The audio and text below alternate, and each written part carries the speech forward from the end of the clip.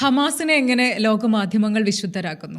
ഒരു വളരെ നീണ്ട ചർച്ച തന്നെയാണ് നമ്മൾ ഉദ്ദേശിക്കുന്നത്. അതുകൊണ്ട് നമ്മുടെ ഇന്നത്തെ ഗസ്റ്റിനെ മേക്ക് സെൻസ് മീഡിയയിലേക്ക് സ്വാഗതം ചെയ്യുന്നു.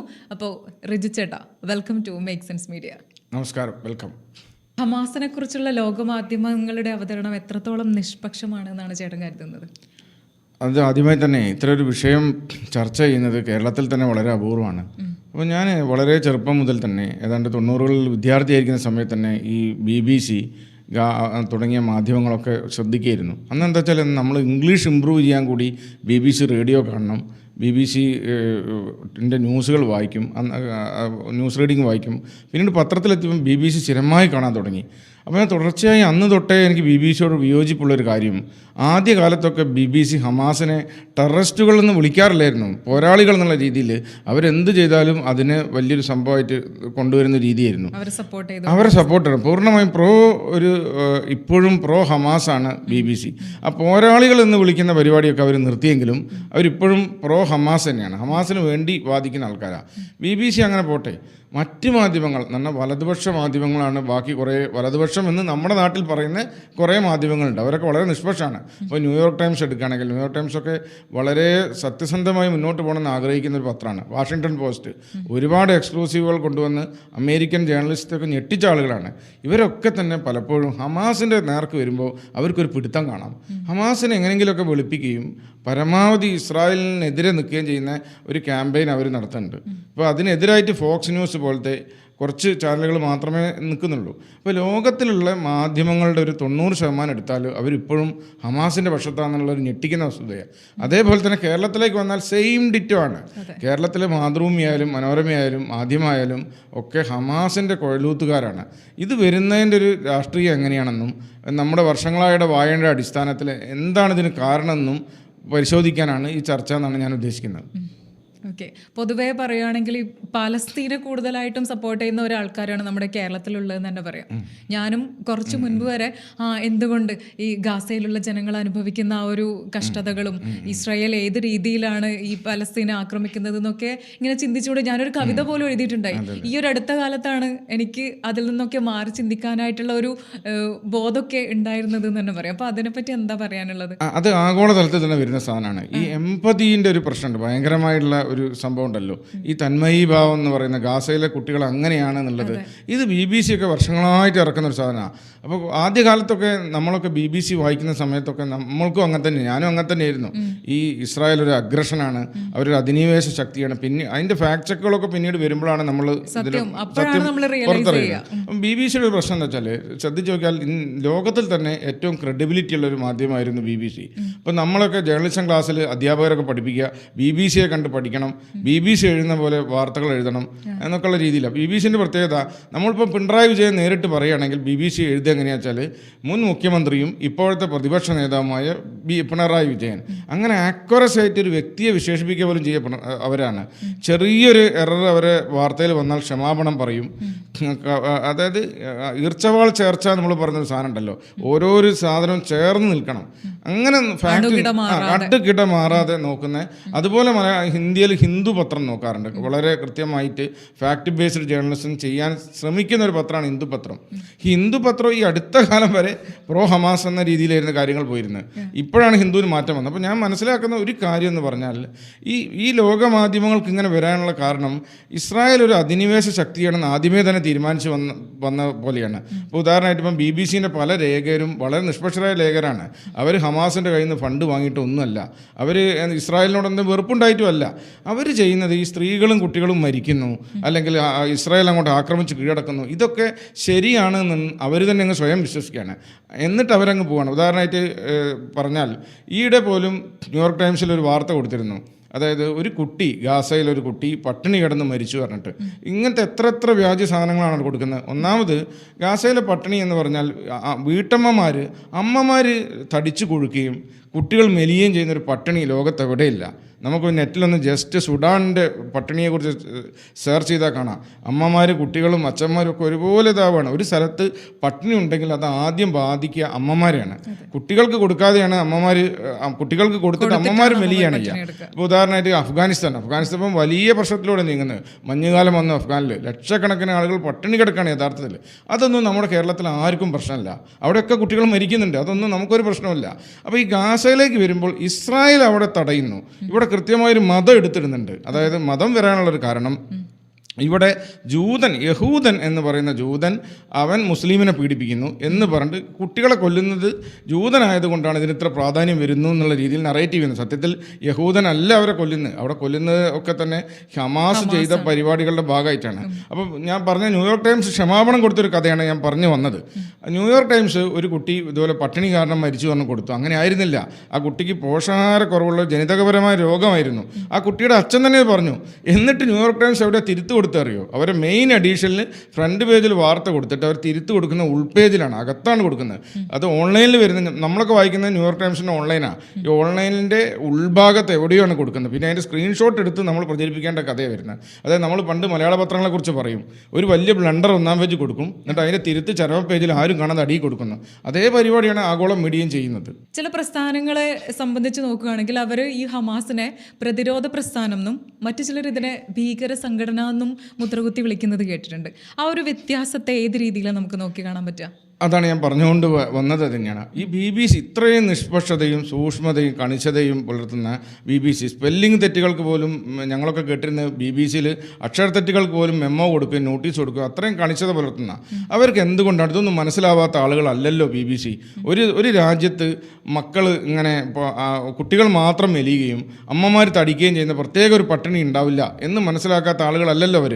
അപ്പോൾ അവർക്ക് എന്തോ ഒരു കൃത്യമായ രാഷ്ട്രീയമുണ്ട്. ആ രാഷ്ട്രീയം എന്താണെന്ന് എനിക്ക് തോന്നുന്നത്, ഇവർ കൂടുതൽ ഇസ്രായേലിനെ അങ്ങോട്ട് അമിതമായി അവിശ്വസിക്കുകയാണ്. ഇസ്രായേലാണ് ഈ പ്രശ്നം എല്ലാം ഉണ്ടാക്കുന്നുള്ളൊരു ധാരണ അവർക്ക് പണ്ടുതൊട്ടേ ഉണ്ട്. ഇപ്പോൾ മുമ്പ് BBCയിൽ വന്നൊരു ലേഖനം ഞാൻ വായിക്കുന്നുണ്ട്. അതായത് അതിൽ വ്യക്തമായി പറയുന്നത് ഇസ്രായേൽ ഇവരെ പട്ടിണി കിട്ട് കൊല്ലുന്നുള്ള രീതിയിലാണ്. സത്യത്തിൽ എന്താണ്?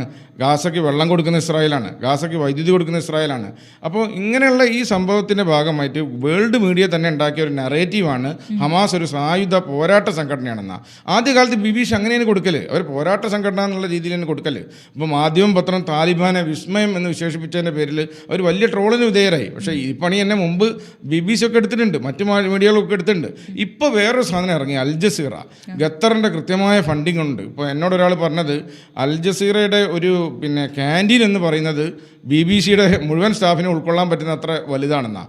അത്ര സെറ്റപ്പിൽ ഖത്തറിൻ്റെ ഫണ്ടിങ്ങോട് കൂടിയിട്ട് വലിയ രീതിയിൽ തുടങ്ങിയ ഒരു സ്ഥാപനമാണ് അൽ ജസീറ. ഈ പോരാട്ടമാക്കുന്ന കള്ളക്കഥകൾ മുഴുവൻ ആദ്യം വരുന്നത് അൽ ജസീറയിലാണ്, പിന്നെ അത് മാധ്യമത്തിൽ വരും, പിന്നെ മീഡിയ വണ്ണിൽ സി ദാവൂദും കൂട്ടർ അടുപ്പൂട്ടിയിരുന്ന് ഈ നുണ മുഴുവൻ വിതുങ്ങും. അപ്പോൾ ഇതിൽ വന്ന ഏറ്റവും ലേറ്റസ്റ്റ് ആയൊരു നുണ എന്ന് പറഞ്ഞാൽ ഈ അതാണ് ഒന്ന് പട്ടിണി കിട്ട് കൊല്ലൽ. അപ്പോൾ ഇതിൽ വേറൊരു സംഭവം പറയാനുള്ളത് എന്താ വെച്ചാൽ, ഈ ഗാസയിലേക്കുള്ള കാര്യങ്ങളൊക്കെ നിയന്ത്രിക്കുന്നത് ഹമാസ് തന്നെയാണ്. അതാരും ഇവിടെ പറയാത്തൊരു കാര്യമാണ്. ഈ UNRW എന്ന് പറഞ്ഞൊരു സംഘടന ഉണ്ട്. ആ സംഘടന ഒരു പ്രോ ഹമാസ് സംഘടനയാണ്. അവരാണ് ഐഡൻറ്റിറ്റി കാർഡ് ഇഷ്യൂ ചെയ്യുന്നവർ മാധ്യമപ്രവർത്തകർക്കുള്ള. കഴിഞ്ഞ ഒരു കൊല്ലം മുമ്പ് അവിടെ 3 മാധ്യമപ്രവർത്തകർ വെടിയേറ്റ് മരിച്ചു എന്ന് പറഞ്ഞു. ഇവർ മാധ്യമപ്രവർത്തകരല്ല. പിന്നെയാണ് മനസ്സിലായത് അൽ ജസീറയുടെ വ്യാജ ഐഡൻറ്റിറ്റി കാർഡ് പോയിട്ട് അങ്ങോട്ട് പോകരുത് എന്ന് ഇസ്രായേൽ ആർമി പറഞ്ഞ സ്ഥലത്ത് പോയിട്ട് കുത്തിത്തിരിപ്പുണ്ടാക്കാൻ നോക്കി ഇവർക്കാണ് വെടി കിട്ടിയത്. പിന്നെ ഇവർ പറഞ്ഞു വരുത്തിയൊരു കളവ് പറഞ്ഞാൽ, ഒരു കുട്ടി ഇസ്രായേൽ പട്ടാളം ഭക്ഷണം കൊടുത്തു പോയ അഭയാർത്ഥി ക്യാമ്പിൽ ഭക്ഷണം കൊടുത്തു പോയ കുട്ടിയെ വെടിവെച്ച് കൊന്നുവെന്നാണ്. അങ്ങനെ അത് അൽ ജസീറിൻ്റെ ഫ്രണ്ട് പേജിൽ വാർത്തയായി, സി ദാവൂദ് എല്ലാം കൂടി അടുപ്പൂട്ടി ചർച്ചയായി.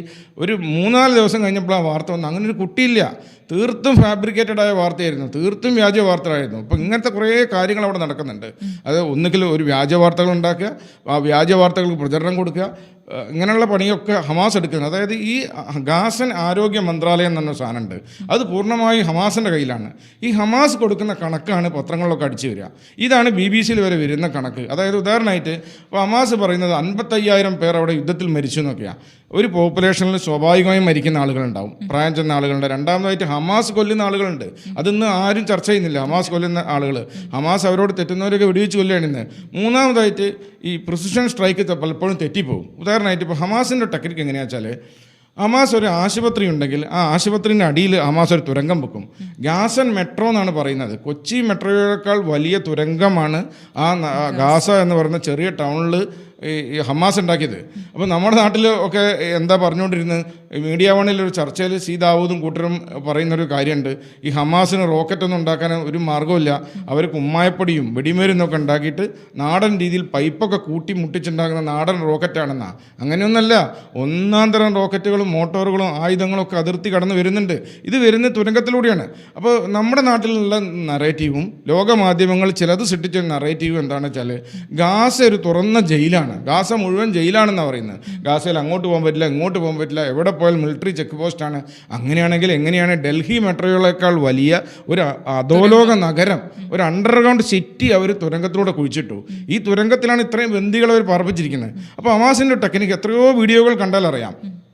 നമ്മളൊരു കാറ് തുറന്നിട്ട് ഒരാൾ പോകുന്നൊരു വീഡിയോ ഉണ്ട്, ഒരു IDF പടൻ, അയാൾ കാണിച്ചു തരാം. ഒരു നിർത്തിയിട്ട കാറാണ് നമുക്ക് തോന്നുക. ആ കാറിൻ്റെ ഡോർ അങ്ങോട്ട് തുറന്ന് ഇറങ്ങുമ്പോൾ ഉള്ളോട്ടൊരു തുരങ്കത്തിലേക്കാണ് പോകുന്നത്. ആ കാറ് വെറും ഡമ്മിയാണ്, അത് ഒരു തുരങ്കത്തിലേക്കാണ് പോകുന്നത്. ആശുപത്രികളുടെ സെൻട്രൽ നടുവെന്ന് തുരങ്കത്തിലേക്കാണ് പോകുന്നത്, സ്കൂളുകളെ നടുവെന്ന് തുരങ്കത്തിലേക്കാണ് പോകുന്നത്. എന്നിട്ട് ഹമാസ് ചെയ്യുന്ന പരിപാടി എന്താ വെച്ചാൽ ഒരു ആശുപത്രിൻ്റെ ഈ തുരങ്കത്തിൻ്റെ ബെൽറ്റ് വലിച്ചിട്ട് ഒരു രാത്രി മുകളിലേക്ക് വന്നിട്ട് ഇസ്രായേലിലേക്ക് അങ്ങ് റോക്കറ്റ് അയക്കും. അപ്പോൾ ഇത് കുറേ എണ്ണം അവരുടെ അയൺ ഡോമിൽ തട്ടി തകരും. അപ്പോൾ പണ്ട് കാലത്ത് ഇസ്രായേലിന് തിരിച്ചടി രീതി ഉണ്ടായിരുന്നു. എവിടെ നിന്നാണ് റോക്കറ്റ് വരുന്നത് അങ്ങോട്ട് ഓട്ടോമാറ്റിക്കായിട്ട് റോക്കറ്റ് വരും. എന്നിട്ട് ഇവരിത് വിട്ട് കഴിഞ്ഞിട്ട് ഇവർ അടച്ച് താഴോട്ടങ്ങ് പോകും. അപ്പം എന്ത് ചെയ്യും, സ്വാഭാവികമായിട്ടും ഈ റോക്കറ്റ് തിരിച്ചു വന്ന് വീഴുന്നത് ആശുപത്രിൻ്റെ മുകളിലായിരിക്കും. അപ്പം നമ്മുടെ നാട്ടിൽ എന്താ വാർത്ത വരുന്നത്, ഇസ്രായേൽ ആശുപത്രി കെട്ടിടം തകർത്തു, ഇസ്രായേൽ പിന്നെ സ്കൂളിന് നേരെ ആക്രമിച്ചു. ആലോചിച്ച് നോക്കൂ, ആശുപത്രി ആക്രമിച്ചിട്ടും സ്കൂൾ ആക്രമിച്ചിട്ടും ഇസ്രായേലിന് എന്ത് കിട്ടാനാണ്? പിന്നെ ജനോസൈഡ് ചെയ്യാൻ തീരുമാനിക്കുകയാണെന്ന് വെച്ചാൽ ഇസ്രായേൽ അത് ചെയ്യും. അവർ നമ്പറിട്ട് കൊല്ലുന്ന ആളുകളാണ്. നമ്മൾ MM മണി പറയുന്ന അരി 1, 2, 3 എന്ന് പറഞ്ഞ് കൊന്ന കഥ പറഞ്ഞല്ലോ. അതുപോലെ ഇസ്രായേൽ ഇവരെ ആരും വെറുതെ കൊല്ലില്ല. ഇസ്രായേൽ ഞങ്ങളുടെ ശത്രുക്കളാണെന്ന് പറഞ്ഞ് ഹമാസിൻ്റെ ഓരോ നേതാക്കളെയും കൊല്ലുമെന്ന് പ്രഖ്യാപിക്കുന്നു. അവർക്ക് വേണ്ടി ഇപ്പം മൊസാദിൻ്റെ ഒരു രീതി പറയുന്നുണ്ട്. നെതന്യാഹു ആരാണോ അവരുടെ പ്രധാനമന്ത്രി, ആ പ്രധാനമന്ത്രിയുടെ നേതൃത്വത്തിലാണ് ക്യാബിനറ്റ് കൂടുക. എന്നിട്ട് ഈ കൊല്ലേണ്ട ആളുകളെ ലിസ്റ്റ് എടുക്കും. കൊല്ലേണ്ട പറഞ്ഞാൽ ഇസ്രായേലിനെതിരെ ഗുരുതരമായ കുറ്റകൃത്യം നടത്തിയ ആളുകളെ അങ്ങനെ അവിടെ നിന്നൊരു വിചാരണ നടത്തും. അങ്ങനെ അവസാനമായിട്ട് ഇസ്രായേൽ പ്രധാനമന്ത്രി ഉത്തരവിടും ഇവനെ നമുക്ക് തീർക്കണമെന്ന്. അത് പരസ്യമായി പറഞ്ഞിട്ടാണ് ഇസ്രായേൽ ചെയ്യുന്നത്, ഞങ്ങൾ ഇത്ര ആളുകളെ തീർക്കുമെന്ന്. എന്നിട്ട് മാത്രമല്ല, പ്രദേശത്തുള്ള ആളുകളോട് ഒഴിഞ്ഞു പോകാൻ പറയാറുണ്ട്. ഒരു യുദ്ധത്തിലും ആ പ്രദേശത്തുള്ള ആളുകളോട് ഒഴിഞ്ഞു പോകാൻ പറയാറില്ല. ഇസ്രായേൽ അത് പറയാറുണ്ട്, കൃത്യമായി നോട്ടീസ് വിതരണം ചെയ്യാറുണ്ട്. ആ ഭാഗത്ത് നിന്ന് ഈ ഭാഗത്ത് നിങ്ങൾ ഒഴിഞ്ഞു പോകണം, എന്തിനാണിത് ഒഴിഞ്ഞു പോകണമെന്ന് പറയുന്നത്? അപ്പം നമ്മുടെ നാട്ടിലുള്ള വാർത്ത എന്താണ്, ഇസ്രായേൽ അതാ ആ ഭാഗത്ത് നിന്ന് ഈ ഭാഗത്തേക്ക് ജനങ്ങളെ ഓടിച്ച് കൊല്ലുന്നു എന്ന്. ഈ ഭാഗത്തെ തുരങ്കം തീർക്കാനാണ്. ഇവർക്ക് ഒന്നുമില്ലാത്ത തുറന്ന ജയിലാണെങ്കിൽ എങ്ങനെയാണ് ഇവിടെ ഇത്രയധികം തുരങ്കങ്ങൾ വരുന്നത്? ഈ തുരങ്കത്തിനുള്ളിൽ റോക്കറ്റുകളും മോട്ടോറുകളും അത്യാധുനിക യന്ത്രത്തോക്കുകളൊക്കെ വരുന്നത് എങ്ങനെയാണ്? അപ്പോൾ അത് സെർച്ച് ചെയ്യാൻ വേണ്ടിയിട്ടാണ് ജനങ്ങളെ ഒരു ഭാഗത്തേക്ക് മാറ്റിയിട്ട് മറുഭാഗത്തുള്ള തുരങ്കത്തിൽ ഓരോന്നെ തുരന്നെടുക്കുന്നത്. അപ്പോൾ ഇങ്ങനെ ഇതൊന്നും ശ്രദ്ധയിൽപ്പെടുത്താതെ ഗ്ലോബൽ മീഡിയ തന്നെ ഉണ്ടാക്കിയെടുത്തൊരു സാധനം, അത് അൽ ജസീറ ഒന്നുകൂടി വർദ്ധിച്ചു. ഈ അൽ ജസീറ ട്രാൻസ്ലേറ്റ് ചെയ്യല്ല മാധ്യമപ്രവർത്തകരുടെ ജോലി. ദയവ് ചെയ്ത് നമ്മളത് മനസ്സിലാക്കേണ്ടത്, നമ്മൾ ആ വസ്തുക്കളായി പഠിക്കാൻ ഇനിയെങ്കിലും കേരള മാധ്യമങ്ങൾ ചെയ്യാറാവണം. ലോകമാധ്യമങ്ങൾ മാറിയിട്ടുണ്ട്. ഇപ്പോൾ ന്യൂയോർക്ക് ടൈംസ് വല്ലാതെ മാറി, മറ്റു മാധ്യമങ്ങൾ വല്ലാതെ മാറി. ഇപ്പോൾ UK നിന്ന് ഇറങ്ങുന്ന ഒരുപാട് പത്രങ്ങൾ അതിഭീകരമായി ഹമാസിനെതിരെ എഴുതുന്നുണ്ട്. ഡെയിലി മെയിൽ എന്ന് പറഞ്ഞൊരു പത്രം വായിച്ചാൽ കൃത്യമായിട്ട് ഹമാസിൻ്റെ ഓരോ അജണ്ടകളും, ഹമാസിൻ്റെ ചാർട്ടർ എന്താണ്, എന്തിനു വേണ്ടിയാണ് ഹമാസ് രൂപപ്പെട്ടത്, ആരാണ് ഇസ്രായേൽ യഥാർത്ഥ പ്രശ്നക്കാർ എന്നൊക്കെ പറഞ്ഞ് കൃത്യമായി ചെയ്യുന്നുണ്ട്. പക്ഷെ നമ്മൾ മുഖ്യധാര എന്ന് പറയുന്നത്, പ്രത്യേകിച്ച് ഞാനതിൽ കുറ്റം പറയുന്നത് മാതൃഭൂമി പത്രത്തെയാണ്. എന്തുകൊണ്ടെന്ന് വെച്ചാൽ മാതൃഭൂമി എന്ന് പറയുന്നത് നിഷ്പക്ഷമായ പത്രമാണ് നമ്മൾ കരുതുന്നത്. മനോരമയ്ക്ക് ഒരു അജണ്ട ഉണ്ടെന്നൊക്കെ നമ്മൾ വിശ്വസിക്കും. മാതൃഭൂമി താരതമ്യേന ഇതാണ്. ഈ മാതൃഭൂമി ശ്രദ്ധിച്ചു നോക്കൂ, ഹമാസിന് വേണ്ടി എന്ന് തോന്നുന്ന രീതിയിൽ തന്നെയാണ് പണി മാതൃഭൂമിൻ്റെ കാര്യങ്ങൾ. അടുത്ത കാലത്താണ് ശേഷം മാറ്റം വന്നത്. അടുത്ത സോഷ്യൽ മീഡിയയുടെ അതിശക്തമായ സമ്മർദ്ദം കൊണ്ട് എഡിറ്റോറിയൽ പോളിസിയിൽ ചെറിയൊരു ചേഞ്ച് വന്നെന്ന് തോന്നിയിട്ടേ ഉള്ളൂ. നമ്മൾ തന്നെ പല സംഭവങ്ങളും വ്യാജ വാർത്തകളും മാതൃഭൂമി കാണുമ്പോൾ മാതൃഭൂമി എഡിറ്റോറിയലിലെ സുഹൃത്തുക്കളെ വിളിക്കാറുണ്ട്. അപ്പോൾ അത് അങ്ങനെയാണ് ഇങ്ങനെയാണ് അവരതിനെ തട്ടിക്കളിക്കുന്നത്. അത് മിക്കവാറും പറയാതെ അൽ ജസീറയിൽ ഇന്നലെ വന്ന വാർത്ത ട്രാൻസ്ലേറ്റ് ചെയ്താണെന്ന്. അൽ ജസീറയിൽ വന്ന വ്യാജ വാർത്ത ട്രാൻസ്ലേറ്റ് ചെയ്യല്ല നമ്മുടെ മാധ്യമപ്രവർത്തനത്തിൻ്റെ ജോലി. അപ്പോൾ നേരത്തെ ചോദിച്ച ചോദ്യം പോലെ തന്നെ ഹമാസിനെ ഒരു സായുധ പോരാട്ട സംഘടനയാക്കിയിട്ട് ചിത്രീകരിക്കുകയാണ് ചെയ്യുന്നത്. അത് അങ്ങനെ അവർക്കുള്ള ഒരു എമ്പതറ്റിക്കൽ ആയിട്ടുള്ള ഒരു ഫ്രെയിം വർക്ക് ഇറക്കി അങ്ങനെ ഒരു ഇക്കോസിസ്റ്റം ഉണ്ടാക്കി കുറേ പാവങ്ങളെ, കുറേ എവിടുന്നോ വന്ന ബൂർഷകളായ ഇസ്രായേലികൾ അടിച്ചോടിക്കുന്നുള്ള രീതിയിലാണ് കേരളത്തിലടക്കം വരുന്ന ഒരു നറേറ്റീവ്. ചെയ്യുന്നത് അല്ലേ. അപ്പോൾ ഈ ടെററിസ്റ്റ് എന്ന പദവും റെസിസ്റ്റന്റ് എന്ന പദവും ഉപയോഗിക്കുന്നതിൽ ഈ മാധ്യമങ്ങൾക്ക് എന്തെങ്കിലും ഇരട്ടത്താപ്പുള്ളതായിട്ട് തോന്നിയിട്ടുണ്ട്? സത്യമായിട്ടുണ്ട്. സത്യമായി ഞാനിത് വർഷങ്ങളായി ഇത് വായിക്കുകയും വർഷങ്ങളായി BBC വായിക്കുകയും അതിലൊരു വലിയ അത്ഭുതമൊന്നുമില്ല കേട്ടോ. നമ്മളിപ്പോൾ ഒരു പെയിൻറ് പണിക്കാരൻ പറയാണ് ഞാൻ ഇന്ന് 30 വീടുകൾ അല്ല ഒരു മാസത്തിനുള്ളിൽ ഇങ്ങനെ 30 വീട് പെയിൻ്റ് അടിച്ചു പറഞ്ഞാൽ അത് വലിയൊരു ഇതല്ലല്ലോ. അതുപോലെ തന്നെ ഒരാൾ 12 പത്രം വായിക്കുന്നു പറഞ്ഞാൽ ഒരു പൊങ്ങച്ചല്ല. അപ്പം നമ്മുടെ ജോലീൻ്റെ ഭാഗമായിട്ട് ഞാനൊക്കെ അതിരാവിലെ തന്നെ BBC നോക്കുന്നു, വാഷിങ്ടൺ പോസ്റ്റ് നോക്കും, ന്യൂയോർക്ക് ടൈംസ് നോക്കും, അതിലൊക്കെ വാർത്തകൾ വാങ്ങും, ഡെയിലി മെയിൽ നോക്കും. പിന്നെ അതിലുള്ളതൊക്കെ കാര്യങ്ങളൊക്കെ സബ്സ്ക്രൈബ് ചെയ്തിട്ടുണ്ട്. ഒരാഴ്ച കഴിഞ്ഞിട്ട് ഇവിടെ ഇറങ്ങുമ്പോഴത്തേക്ക് ഞാനതൊക്കെ ഓൺലൈൻ സബ്സ്ക്രൈബ് ചെയ്തുകൊണ്ട് നമ്മൾ $50 അങ്ങോട്ട് കൊടുത്താൽ ഇത് ആദ്യമേ തന്നെ നമുക്ക് വായിക്കാൻ കിട്ടും. അപ്പോൾ ഇങ്ങനത്തെ സാധനങ്ങളുണ്ടല്ലോ, ഒരു പ്രീമിയം സാധനം എന്ന് പറയുന്നതിൽ ഇപ്പോഴും ഹമാസ് അനുകൂല കണ്ടന്റാണ് വരിക. പ്രീമിയം സാധനങ്ങളിലൊക്കെ ഹമാസ് അനുകൂല കണ്ടന്റ് ആയിരിക്കും. എന്നിട്ട് ഈ അവിടെയും ഇവിടെയും മൂലക്കലൊക്കെ പ്രസിദ്ധീകരിക്കുന്ന സാധനത്തിലാണ് അവർ തിരിച്ചു കൊടുക്കുന്നത്. അപ്പോൾ ഇങ്ങനെയൊരു സംഭവം ലോകവ്യാപകമായി തന്നെ ഉണ്ട്. ഈ ഹമാസ് എന്ന് പറയുന്ന സാധനത്തെ ഈ രീതിയിൽ വെളുപ്പിച്ചെടുക്കുക എന്ന് പറയുന്ന വലിയൊരു പരിപാടി നമ്മുടെ നാട്ടിലും ലോകവ്യാപകമായി തന്നെ ഉണ്ട്. അതിനൊരു പ്രധാന കാരണം എന്ന് പറയുന്നത് ഇവർ പൊളിഞ്ഞാലും ഇവരത് തിരുത്തൂല. ഇസ്രായേൽ എന്ന് പറയുന്ന രാജ്യം അധിനിവേശ ശക്തിയാണ്. നമുക്കറിയാം ലോകത്തിലെ ഏറ്റവും പീഡിപ്പിക്കപ്പെട്ട ജനതയാണ് ഇസ്രായേൽ എന്ന് പറയുന്നത്. ലോകത്തിൽ തന്നെ യഹൂദരെ പോലെ ഇത്രയധികം പീഡിപ്പിക്കപ്പെട്ട ജനതരുണ്ടോ? ഹിറ്റ്ലർ അവരോട് ചെയ്തത് എന്താണ്? റോമാക്കാർ അവരോട് ചെയ്തത് എന്താണ്? ഒരു ജൂതനെ കണ്ടാൽ തല്ലിക്കൊല്ലുന്ന കാലം ഉണ്ടായിരുന്നു. ക്രിസ്തുവിൻ്റെ ഘാതകർ എന്ന് പറഞ്ഞിട്ട് എവിടെയെങ്കിലും ഒരു മോഷണം നടന്നാൽ ജൂതനെ പിടിച്ച് തല്ലിക്കൊണ്ടുവരും, ജൂതരെ കെട്ടിടുക, ജീവനോടെ കത്തിക്കുക. എത്ര ആളുകളെയാണ് 2 ഭാഗത്തോടെ ഇസ്രായേൽ ഹിറ്റ്ലർ കോൺസെൻട്രേഷൻ ക്യാമ്പിൽ നശിപ്പിച്ചു കളഞ്ഞു. ഇങ്ങനെയുള്ള ഒരു സംഘടിത സമ്മർദ്ദം വന്നതിൻ്റെ അടിസ്ഥാനത്തിൽ UN മാൻഡേറ്റിൻ്റെ അടിസ്ഥാനത്തിലാണല്ലോ ഇസ്രായേൽ എന്ന് പറയുന്നൊരു ഇത്തിരി കുഞ്ഞൻ രാജ്യം പിറന്നത്. ആ രാജ്യത്തെ 4 പാടുന്ന് വളഞ്ഞിട്ട് ആക്രമിക്കുകയല്ല ചെയ്ത്, പിറന്ന് വീണ രാജ്യത്തെ ഇന്നിപ്പോൾ അവർക്ക് അപ്പോൾ ആരാണ് അധിനിവേശ ശക്തികൾ? അറബ് കൺട്രീസ് എല്ലാവരോട് ചേർന്ന് വളഞ്ഞിട്ട് ആക്രമിക്കുകയാണ് ചെയ്തത്. എന്നിട്ട് ഇസ്രായേൽ ഓരോന്നും യുദ്ധത്തിൽ പിടിച്ചതാണ്. 67 6 ഡേ വാർ എന്നൊക്കെ പറയുന്നത് നമ്മൾ വായിച്ചാൽ നമ്മൾ അത്ഭുതപ്പെട്ടു. ഒരു കുഞ്ഞൻ രാജ്യത്തെ പിടിക്കാനാണ് ഈജിപ്ത്, ലെബനൻ, ഇസ്രായേൽ അല്ല മറ്റൊരു ആ 4 പാടുള്ള ജോർദാൻ ഇവരെ എല്ലാവരും കൂടി വരുന്നത്. എന്നിട്ട് യുദ്ധം ചെയ്ത് ഒരിക്കലും ജയിക്കാൻ കഴിയാവുന്നോട്ടാണ് ഇവർ ഇസ്രായേലിനോട് സന്ധിക്ക് വരുന്നത്. അല്ലാണ്ട് ഇവരാരും ആദ്യമേ സന്ധിക്ക് വരുന്നതല്ല. അങ്ങനെ ആ സമയത്തൊക്കെ 67 യുദ്ധത്തിൻ്റെ സമയത്തൊക്കെ ഉള്ള വാർത്തകൾ അന്നത്തെ യുക്തിവാദികൾ പോലും ഈ വിലാപം അതിൽ എന്ന് പറഞ്ഞ ജൂതന്മാർ ഇതിൽ തട്ടി കരയായിരുന്നെന്ന് പറഞ്ഞു. എന്താ ചെയ്യണമെന്നറിയില്ല. 4 പാടുന്ന യുദ്ധം. അമേരിക്ക തന്ത്രപരമായ മൗനം പാലിച്ചു. ഇസ്രായേലിനെ മുക്കിക്കൊല്ലുമെന്ന് പറഞ്ഞത് ഈജിപ്തിൻ്റെ പ്രധാനമന്ത്രിയായ നാസറാണ്. അന്ന് നാസർ ഏറ്റവും വലിയ ലോകത്ത് തിളങ്ങി നിൽക്കുന്ന ഒരാളാണ്. ഇസ്രായേലിനെ എല്ലാവരും തീർന്നു കരുതി. ഇസ്രായേൽ വാഷ് ഔട്ടായെന്ന് പറഞ്ഞു. സീദാവൂദ് നമ്മളെ മീഡിയ വണ്ണിൽ പറഞ്ഞ മാതിരി മറ്റുള്ളവർ ചേർന്ന് മൂത്രമൊഴിച്ചാൽ ഒഴുകിപ്പോകുന്ന ഒരു രാജ്യമാണ് ഇസ്രായേൽ എന്നാണ് 4 പാടുള്ളത്. അങ്ങനെ അവർ വളഞ്ഞിട്ട് ആക്രമിച്ച് എന്താ സംഭവിച്ചത്? ഇസ്രായേൽ തിരിച്ചടിച്ചു. 6 ദിവസം കൊണ്ട് പപ്പടം പോലെ ചുരുട്ടി. ഇസ്രായേലിൻ്റെ വ്യോമസേനയുടെ ആക്രമണത്തിൽ ഇവർ പേടിച്ചോടി.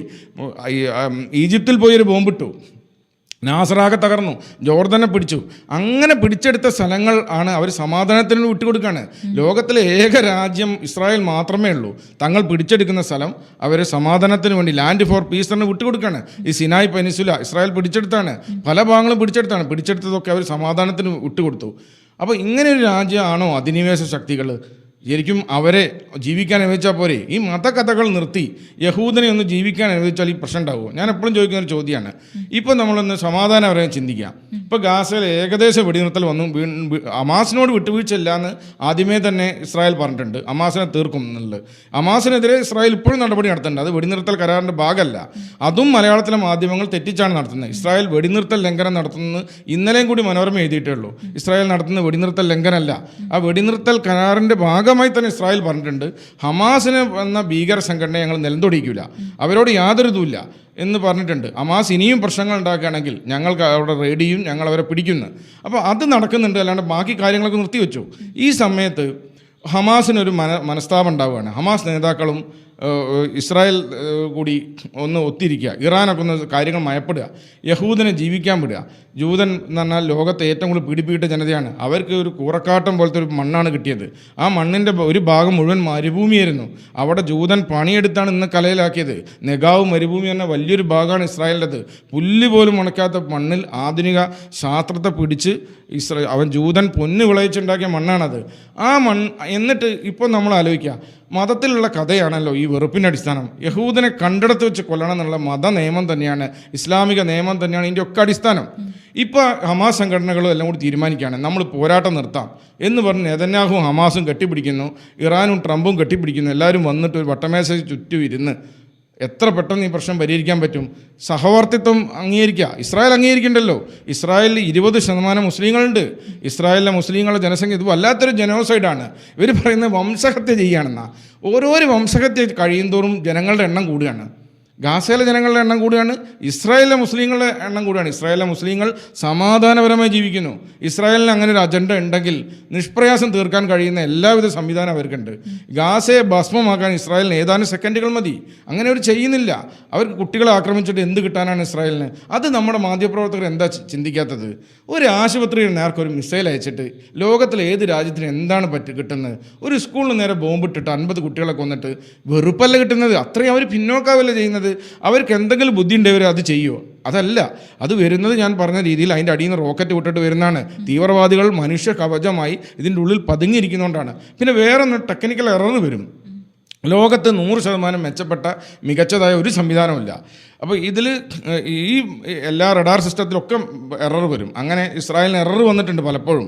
അങ്ങനെ ആശുപത്രി തകർന്ന കേസും ഉണ്ടായിട്ടുണ്ട്. ആ യുദ്ധത്തിൻ്റെ ഒരു പാർശ്വഫലമാണ്. ആ യുദ്ധം ഉണ്ടാക്കിയവരാണ് അതിനെ എടുക്കുന്നത്. ഞാൻ പറഞ്ഞത് വന്ന ഒരു പോയിന്റ്, ഇപ്പോഴും സമയമുണ്ട്. ഇപ്പോഴും ഹമാസ് ആയുധം താഴെ വെച്ചിട്ട് സഹവർത്തിത്വം എന്നൊരു ആശയത്തിലേക്ക് വന്നാൽ ഇപ്പോൾ ഗസ ഇന്ന് സിംഗപ്പൂരാവും. ഗസയിലേക്ക് നിക്ഷേപങ്ങൾ വരും. ഡൊണാൾഡ് ട്രംപ് തന്നെ പുനരധിവാസ പദ്ധതി വന്നിട്ടുണ്ട്. ഗാസയെ നമുക്ക് സിംഗപ്പൂരാക്കാൻ കഴിയും. ഏറ്റവും പ്രധാനമായിട്ട് സമാധാനം വന്നാൽ അവിടേക്ക് വികസനം വരും. പക്ഷേ എന്തുകൊണ്ടാണ് കഴിയാത്ത? മതകഥ. അവസാനത്തെ ജൂതനെ കൊല്ലുന്നവരെ, ഇപ്പം ഇവരൊക്കെ ഫലസ്തീൻ്റെയൊക്കെ മുദ്രാവാക്യം തന്നെ അതാണ്, ഫ്രം റിവർ ടു സീ എന്നാണ് പറയുന്നത്. ഇതൊന്നും അറിയാതെയാണ് നമ്മുടെ നാട്ടിൽ ഈ ഫലസ്തീന് വേണ്ടി മുദ്രാവാക്യം വിളിക്കുന്നത്. അതൊരു ചെറിയ കാര്യമല്ല. വളരെ കൃത്യമായ മതപരമാണ്, വർഗീയപരമാണ്. അക്ഷരാർത്ഥത്തിൽ മതമാണ് അക്ഷരാർത്ഥത്തിൽ മതമാണ് പ്രശ്നം. ഈ മതകഥ ഉള്ളതുകൊണ്ടാണ് ഇവർക്ക് കെട്ടിപ്പിടിക്കാൻ പറ്റാത്തത്. ജൂതനോട് പുറത്ത് ജൂതനെ ജീവിക്കാൻ വിട്ടോട്ടെ. ഈ ലോകത്ത് വിശാലമായ ഭൂമിയിൽ ഒരു കുഞ്ഞു രാഷ്ട്രത്തല്ലേ ജൂതനുള്ളത്. അവിടെ അവൻ ജീവിച്ചോട്ടെ, അവനെ ശല്യം ചെയ്യണ്ട. നമുക്ക് മറുഭാഗം ഉണ്ടല്ലോ, വിട്ടുതരാതെ ജൂതൻ പറഞ്ഞിട്ടുണ്ട്. അന്നത്തെ UN മാൻഡേറ്റ് അനുസരിച്ചുള്ള സാധനങ്ങൾ വിട്ടുതരും. സമാധാനമായി 2 കൂട്ടരും കെട്ടിപ്പിടിച്ചാൽ സിംഗപ്പൂർ പോലെ ഗാസയാക്കാൻ പറ്റും. കഴിയാത്തത് മതം കൊണ്ടാണ്. മതമാണ് പ്രശ്നം. അവിടെ ഈ പ്രശ്നം കൊണ്ട് മാത്രമാണ് നടക്കാത്തത്. അപ്പോൾ നമ്മുടെ മീഡിയയിലേക്ക് വന്നാൽ ഇത് നമ്മുടെ മീഡിയ എന്തെങ്കിലും പറഞ്ഞിട്ടുണ്ടോ? ഗാസയിലെ ആശുപത്രിക്ക് നേരെ ഇസ്രായേൽ ബോംബിട്ടു, ഗാസയിലെ സ്കൂളിന് നേരെ ഇസ്രായേൽ മിസൈൽ ആക്രമണം നടത്തി, ഗാസയ്ക്ക് വെള്ളം കൊടുക്കുന്നില്ല, കുട്ടികൾ പട്ടിണി കിടന്ന് മരിക്കുന്നു. ഇത് UN-ലൊക്കെ ഭയങ്കര വരും. UN-ലൊക്കെ ഇടയ്ക്കിടയ്ക്ക് പ്രമേയം വരും. ഗാസയിൽ 30,000 കുട്ടികൾ മരിക്കാൻ പോവുകയാണെന്നൊക്കെ കഴിഞ്ഞ വർഷം പ്രമേയം വന്നിരുന്നു. എവിടെ? ഒരു കൊല്ലം കഴിഞ്ഞു 30,000 കുട്ടികൾ മരിച്ചോ? ഈ കുട്ടികൾ എന്തുകൊണ്ട്? ഇതൊക്കെ പ്രൊപ്പഗൻഡയാണ്. ഞാൻ പറഞ്ഞല്ലോ, ഈ ഗാസൻ ആഭ്യന്തര മന്ത്രാലയം എന്ന് പറയുന്ന ഹമാസിൻ്റെ പ്രോ സംഘടനയാണ്. അവർ കൊടുക്കുന്ന കണക്കാണ്. ആ കണക്കിലൊക്കെ അടിമുടി കൃത്യമാണ്. ഇപ്പോൾ 23 വയസ്സായൊരു 23 വയസ്സായൊരു കുട്ടി മരിച്ചാൽ അവർ വെട്ടി 13 നാക്കും. ബോഡി വരെ മാറ്റി കൊടുത്തിട്ടുണ്ട്. അങ്ങനെയൊക്കെയുള്ള പല കള്ളക്കഥകളും ഉണ്ടാക്കും. മരിച്ചവരുടെ എണ്ണം കൂട്ടും. ഇതൊന്നും തൊണ്ട തൊടാതെ അൽ ജസീറ എഴുതും, അത് മറ്റുള്ളവർ കൊടുക്കും. ഇങ്ങനെ ഒരു ഗ്ലോബൽ കോൺസ്പിറസി ഉണ്ട്. പിന്നെ മറ്റൊന്ന്, ഒരു യഹൂദോഫോബിയ എന്ന് പറയുന്നത്, ഇസ്ലാമോഫോബിയ എന്നൊക്കെ പറഞ്ഞ് നമ്മൾ ഭയങ്കരമായി ഇവർ ഡിഫെൻഡ് ചെയ്യുന്നുണ്ടല്ലോ. ലോകത്ത് ഇപ്പോഴും ഒരു യഹൂദോഫോബിയ ഉണ്ട്. ഒരു യഹൂദൻ എന്തോ ഒരു കൂടിയ സാധനമാണ്. ജൂതൻ വന്നാൽ കളിപടി. ഇപ്പോഴും നമ്മൾ കാണാം യൂട്യൂബിലൊക്കെ പലരും ജൂതൻ ഒരു ഇല്ലൂമിനാറ്റിയാണെന്നൊക്കെ പറഞ്ഞ് ഭയങ്കര പ്രചരണം നടക്കുന്നുണ്ട്. ലോകത്തിൽ 5 കുടുംബങ്ങളാണ് ലോകത്തിലെ സകല കാര്യങ്ങളും നിയന്ത്രിക്കുന്നത്. അത് മുഴുവൻ ജൂത ഫാമിലിയാണ്. ലൂസിഫറാണ് ജൂതൻ എന്നൊക്കെ പറഞ്ഞിട്ടുള്ള ഈ യഹൂദനെതിരെ വലിയൊരു ക്യാമ്പയിൻ ഉണ്ട്. ഇന്ന് തുടങ്ങിയല്ല. ഇപ്പം മെർച്ചൻ്റ് ഓഫ് മറ്റേ ഷേക്സ്പിയർ എഴുതിയ വെനീസിലെ വ്യാപാരി എന്നുള്ളതിൽ ഷൈലോക്ക് എന്ന കഥാപാത്രം, ഇതൊക്കെ ജൂതഫോബിയ ഭയങ്കര കൂട്ടിയ കാര്യങ്ങളാണ്. അപ്പോൾ ഇങ്ങനെ ഒരു വെറി ഒരു ഭാഗത്ത് ഭയവും ഉണ്ട്. അപ്പോൾ ആ ജൂതനെ കിട്ടിയാൽ ജൂതനെ അടിക്കാനും കിട്ടുന്ന ഒരു രസമാണെന്നുള്ളൊരു ധാരണ കൃത്യമായി പരത്തി കൊടുത്തിട്ടുണ്ട്. പിന്നെ ജൂതനെതിരെയുള്ള ക്യാമ്പയിനുകൾ, ഈ ക്യാമ്പയിൻ ഭയങ്കരമാണ്. ഇപ്പോൾ ബ്രിട്ടൻ്റെ ആഭ്യന്തരമന്ത്രിയായിരിക്കുന്ന അവർ ഇന്നാൾ പറയുകയുണ്ടായി, കർശനമായ വലിയ യഹൂദ വിരുദ്ധത ബ്രിട്ടനിലുണ്ട്, അതിനെതിരെ നമ്മൾ പ്രതികരിക്കണമെന്ന്. ബ്രിട്ടനിൽ ഇപ്പോൾ എത്ര സിനഗോഗുകളാണ് ആക്രമിക്കപ്പെട്ടത്? യഹൂദർ ഇപ്പം ഇന്നും പേടിയാണ് യഹൂദനാണെന്ന് പറയാൻ. ഒരു മതകഥയിൽ വിശേഷിച്ച് ആ കഥ കൊടുക്കുന്ന വൈരാഗ്യമാണ്. അപ്പം മറക്കില്ലൊരിക്കലും പൊറുക്കില്ലൊരിക്കലും ആവരുത് നമ്മുടെ മുദ്രാവാക്യം. പണ്ടെന്നോ ഉണ്ടായ സംഭവമാണ്. മുഹമ്മദ് കച്ചവടത്തിന് പോയ സമയത്ത് ജൂതന്മാരിൽ നിന്നുണ്ടായ തിക്താനുഭവങ്ങളോ, ജൂതൻ എവിടെ പോയാലും ഈ യഹൂദർ സർവൈവ് ചെയ്യും. ഏറ്റവും കൂടുതൽ നോബൽ സമ്മാനം കിട്ടിയ ആളുകളാണ് ഏറ്റവും പ്രതിഭാശാലികളായ ഒരു വിഭാഗമാണ്. അപ്പോൾ അന്ന് തൊട്ടേ മുഹമ്മദിന് ഈ സംഭവം ഉണ്ടാവും, നമ്മൾ യഹൂദരോട് ഒക്കുന്നില്ല എന്നല്ലേ. അപ്പോൾ അതൊരു മുഹമ്മദിൻ്റെ വിഭ്രാന്തികളാണ് ഖുർആനായി വന്നത്. അപ്പോൾ അതുപോലെ തന്നെ അദ്ദേഹത്തിനുണ്ടായ ആ വിഭ്രാന്തിയൊന്നും ഇന്നത്തെ കാലത്ത് യാതൊരു പ്രസക്തിയില്ല. നമ്മൾ ആധുനിക കാലത്ത് ക്ഷമിച്ചും പുറത്തും സഹവർത്തിത്വത്തോടെ പോകേണ്ടവനാണ്. ഈ ഒരു സംഭവം കൊണ്ട് ലോകത്ത് എത്രയും നമ്മളെ വരെ ബാധിച്ചില്ലേ. ഇപ്പോൾ ഇറാൻ പ്രശ്നത്തിൻ്റെ അടിസ്ഥാനം യൂതനോടുള്ള വിരോധമാണ്. ഇറാൻ പ്രശ്നത്തിൽ ഇപ്പോൾ ഹോർമൂസ് കടലെടുക്കൽ പ്രശ്നം വന്നതോടെ കേരളത്തിലെ അടുക്കളകളെ ബാധിച്ചു. അപ്പോൾ ലോകത്തെ മുഴുവൻ ഇത് കത്തിക്കൊണ്ടിരിക്കുകയാണ്. ഈ മതം എന്ന് പറയുന്ന ഒരു പ്രശ്നം കൊണ്ട് ലോകം മുഴുവൻ നീറിപ്പടരുകയാണ്. അപ്പോൾ ക്ഷമിക്കാനും പൊറുക്കാനും പഠിച്ചാൽ ഇവർക്ക് ഇപ്പോഴും നിലനിൽപ്പുണ്ട്. പക്ഷെ നമ്മുടെ വിഷയം എന്ന് പറഞ്ഞാൽ അതിലേക്ക് എത്തുന്നില്ല. ആഗോള മാധ്യമങ്ങൾ പോലും അങ്ങനെ ചർച്ചകൾ കൊണ്ടുവരുന്നില്ല. മതകഥകൾ വിടാൻ ആരെങ്കിലും പറയുന്നുണ്ട്. അപ്പോൾ ഞാൻ വർഷങ്ങളായിട്ട് BBC, ന്യൂയോർക്ക് ടൈംസ് ഒക്കെ ഫോളോ ചെയ്യുന്ന ഒരാളാണ്. ഒരൊറ്റ ആർട്ടിക്കിൾ പോലും ഞാൻ കണ്ടിട്ടില്ല ഇതൊരു മതമാണ് ഇതിൻ്റെ പ്രശ്നം, മതകഥ കളയണം, യഹൂദനോട് വെറുപ്പ് പാടില്ല, അവനും മനുഷ്യനാണ്, അവനും ഈ നാട്ടിൽ ജീവിക്കാനുള്ള അർഹത ഉണ്ട്, അങ്ങനെ ഒരു ലേഖനം എൻ്റെ കണ്ണിൽ ഉണ്ടായിട്ടില്ല. ഡെയിലി മെയിലിലൊക്കെ അങ്ങനെ 1-2 ആർട്ടിക്കിൾ വന്നിട്ടുണ്ട് യഹൂദഫോബിയക്കെതിരെ. അല്ലാണ്ട് ഈ മുഖ്യധാര എന്ന് പറയുന്ന ആളുകൾ ഒന്നും കൊണ്ടില്ല. അതിനേക്കാൾ രസം ഗാർഡിയൻ എന്ന് പറഞ്ഞ പത്രമാണ്. ഗാർഡിയനെ ഒരു 5-6 കൊല്ലം മുമ്പ് ഞങ്ങൾ തമാശയ്ക്ക് പറയൽ ഇംഗ്ലീഷ് ദേശാഭിമാനി എന്നായിരുന്നു. അതായത് ശരിക്കും നമ്മൾ ദേശാഭിമാനി വായിക്കാൻ കിട്ടുന്നൊരു അനുഭവം ഉണ്ടല്ലോ. ലോകം മുഴുവൻ ക്യൂബ കമ്മ്യൂണിസത്തിലേക്ക്, ക്യൂബയിൽ അങ്ങനെ, ബൊളീവിയയിൽ ഇങ്ങനെ, ഇവിടെ പാർട്ടി റിലേറ്റഡ് അങ്ങനെ അത് പ്രീമിയമായി കൊടുക്കുന്നൊരു പരിപാടി ഗാർഡിയൻ ഉണ്ടായിരുന്നു. ഈ ജൂതോഫോബിയ വർദ്ധിപ്പിച്ചതിൽ ഈ ബുദ്ധിജീവി മാസികയായ ഗാർഡിയന് വലിയൊരു പങ്കുണ്ട്. അത് പറയാതെ വയ്യ. ഗാർഡിയൻ സ്ഥിരമായി വായിക്കുന്ന ഒരു ഇസ്ലാമോ ലെഫ്റ്റ് മനസ്സുള്ള ഒരാളുടെ മനസ്സിൽ ഒന്നാന്തരം യഹൂദ വിഷം അല്ലെ ഇസ്രായേൽ വിഷം. ഇസ്രായേലാണ് ഇതൊക്കെ ചെയ്യുന്നത്, ഇസ്രായേലും അമേരിക്കയാണ് ചെയ്യുന്നത്. പിന്നെ അമേരിക്കൻ വിധേയത്വം എന്ന് പറഞ്ഞാൽ, വിദ്വേഷം എന്ന് പറഞ്ഞാൽ നമ്മുടെ നാട്ടിൽ വലിയ മാർക്കറ്റിലുള്ള സാധനമാണ്. പണ്ട് തൊട്ടേ ഞങ്ങളൊക്കെ കുട്ടികളായിരുന്ന സമയത്ത് തന്നെ കേട്ട് വന്നൊരു സാധനമാണ് അമേരിക്കയോടുള്ള വെറുപ്പ്.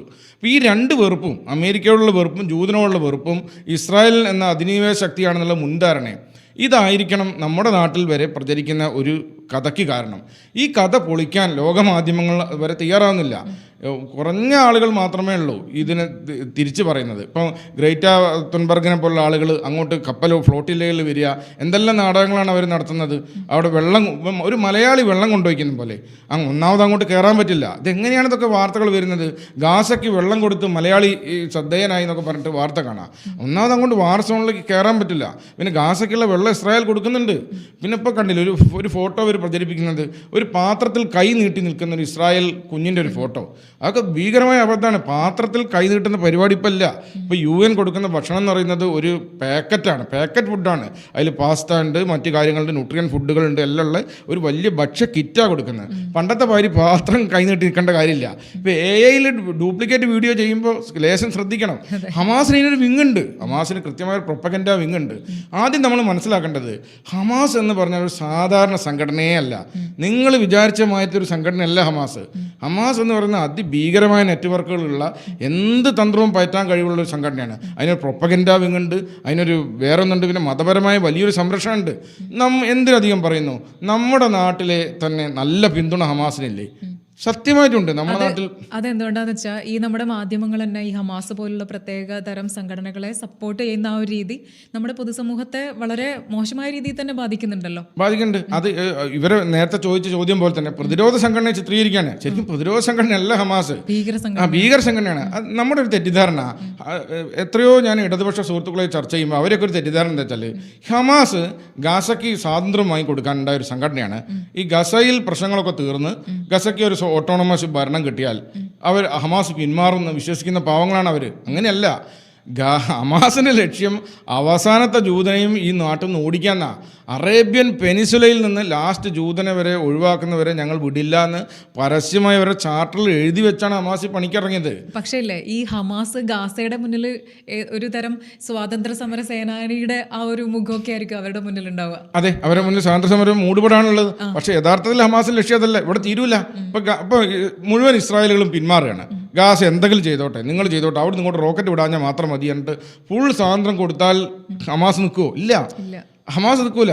മുഴുവൻ ഇസ്രായേലും പിന്മാറിയാലും ഇവരെ ഒരു പണി നിർത്തൂല. കാരണം മതകഥയാണ്. അവസാനത്തെ ജൂതൻ നമ്മുടെ ശത്രുവാണ്. ഈ വെറുപ്പ് ഇല്ലാതാക്കണം. ഇത് മാധ്യമങ്ങൾ പറയുന്നുണ്ടോ? ആഗോള മാധ്യമങ്ങളായാലും നമ്മുടെ മാധ്യമങ്ങളായാലും വെറുപ്പിൻ്റെ സ്വരമല്ല വേണ്ടത്, വിദ്വേഷത്തിൻ്റെ സ്വരമല്ല വേണ്ടത്. ഇപ്പോൾ ന്യൂയോർക്ക് ടൈംസ് ഒക്കെ അങ്ങനെ ഇപ്പോഴും എഡിറ്റോറിയൽ എഴുതുന്ന പത്രങ്ങളാണ് ഇവരൊക്കെ. ഈ എഡിറ്റോറിയൽ എന്ന് പറഞ്ഞ പത്രത്തിൽ ഞങ്ങളൊക്കെ തമാശയ്ക്ക് പറയാം, ഇത് വായിക്കുന്ന എഡിറ്ററും പ്രൂഫ് റീഡറും 2 പേര് മാത്രം വായിക്കുന്ന ഒരു സാധനമാണ് ഈ എഡിറ്റോറിയൽ നിന്നാണ്. ആരും വായിക്കൂല. ഇവരൊക്കെ എഡിറ്റോറിയൽ ഇപ്പോഴും ഇസ്രായേലിനുള്ള ഉപദേശങ്ങളാണ്. ഇത്രയൊക്കെ ചെയ്ത് കൂട്ടിയിട്ടും ഒരു ജനതയെ ഇത്രയൊക്കെ ചെയ്തിട്ട് ഇസ്രായേലിനെ ഉപദേശിക്കുന്നത്. ഒരിക്കൽ പോലും ഹമാസാണ് ഈ ഗസയുടെ ശാപം എന്നിവർ പറയുന്നില്ല. ഹമാസിനെതിരെ ഇപ്പം ഗസയിൽ വലിയ പ്രക്ഷോഭം നടക്കുന്നുണ്ട്. പക്ഷേ ഇപ്പോൾ ഇസ്രായേൽ സൈന്യം തുടങ്ങിയ പല ഭാഗത്തും ഹമാസ് തലപൊക്കാണ്. ഇപ്പോൾ ഇനി ഏറ്റവും ചുരുങ്ങിയ സംഭവം ഞാൻ പറയാം. അവസാനമായിട്ട് ഇസ്രായേൽ ഒരു സ്വയം അന്വേഷണം നടത്തി. ഇസ്രായേലിലെ കുറേ മനുഷ്യാവകാശ പ്രവർത്തകർ ചേർന്ന് ഈ ഒരു മാസം മുമ്പ് ഒരു വലിയൊരു അന്വേഷണം നടത്തി. അവർ ആ മനുഷ്യാവകാശ കമ്മീഷൻ്റെ എല്ലാ തെളിവുകളും വെച്ച് അവർ ആർക്കൈവ് ചെയ്തു. ഇസ്രായേലിൻ്റെ ഏറ്റവും വലിയ പ്രത്യേകത എന്ന് വെച്ചാൽ അവർക്ക് നേരെ ഉണ്ടാകുന്ന ദുരന്തങ്ങളൊക്കെ ആർക്കൈവ് ചെയ്യും. നമുക്ക് അങ്ങനത്തെ ഒരു രീതിയില്ല. അവർ കൃത്യമായി ആർക്കൈവ് ചെയ്യും. ഇപ്പം ആരിഫ് ഹുസൈൻ തെരുവത്തൊക്കെ ഇസ്രായേലിൽ പോയിട്ട് ആരിഫ് ആ അനുഭവങ്ങൾ പറഞ്ഞിട്ടുണ്ട്. ഈ ജൂത കൂട്ടക്കൊല നടന്ന പലതും അവർ ആർക്കൈവ് ചെയ്തിട്ടുണ്ട്. സന്തോഷ് ജോർജ് അങ്ങനെ പറഞ്ഞിട്ടുണ്ട്. അദ്ദേഹം ജർമ്മനിയിലൊക്കെ പോയി ജൂത കൂട്ടക്കൊല നടന്ന സ്ഥലത്ത് കാണുമ്പോൾ ഒരു തവണ അതിലൂടെ നടന്ന് തിരിച്ചു വരുമ്പോൾ കരഞ്ഞിട്ടല്ലാതെ നമുക്ക് വരാൻ പറ്റില്ല. ഈ ഒരു അനുഭവം ഇനി ആർക്കും ഉണ്ടാവരുതെന്നാണ് വരേണ്ടത്. നമ്മൾ എന്താണ് മൂപ്പിക്കലല്ല. ബാബരി മസ്ജിദ് തകർത്തു, അത് ഉണ്ടാക്കണം. മലബാർ കലാപം പണ്ട് നടന്നു, അതിന് പ്രതികാരം എപ്പോൾ ചെയ്യണം, ഇങ്ങനെ മൂപ്പിക്കലാണ് നമ്മുടെ നാട്ടിൽ കാണുന്നത്. ഇപ്പോഴത്തെ തലമുറയിൽ ആ ഒരു വിഷം കുത്തിവെക്കുക ചെയ്യുന്നത്. പക്ഷെ ഇസ്രായേൽ അങ്ങനെയല്ല, വിഷം കുത്തിവെക്കല്ലേ ചെയ്യുന്നത്. ഇങ്ങനെ ഉണ്ടാവരുത് എന്നുള്ള രീതിയിലാണ് അവർ ആർക്കൈവ് ചെയ്യുന്നത്. അങ്ങനെ ഇസ്രായേൽ ഈ ഒക്ടോബർ 7 ആക്രമണം ആർക്കൈവ് ചെയ്തു.